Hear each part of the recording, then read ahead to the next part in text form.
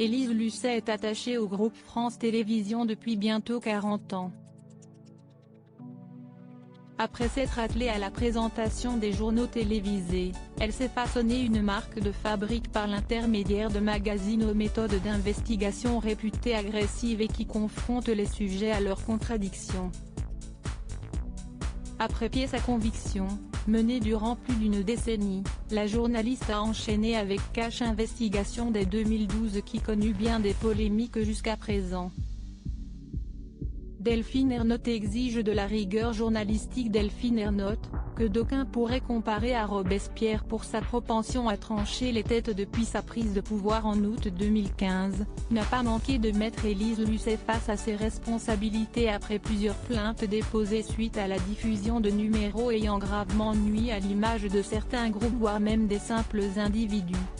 Dans une interview accordée au Journal du Dimanche, la présidente de France Télévisions a ainsi réservé ses mots pour le magazine diffusé les mardis soirs: « L'investigation et la rigueur journalistique sont des marqueurs du service public.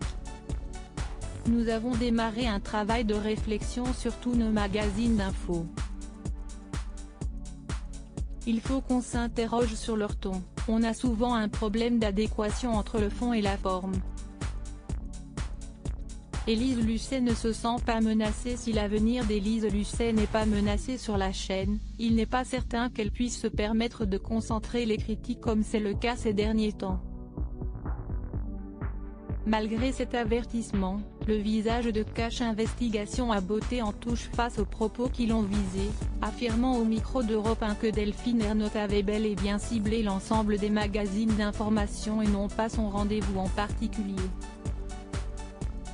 Le prochain rendez-vous devrait être particulièrement scruté après le revers cinglant enregistré par la précédente enquête du magazine, Balance ton salaire, déroulé devant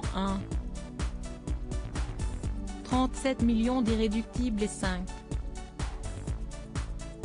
5,8% de l'ensemble du public.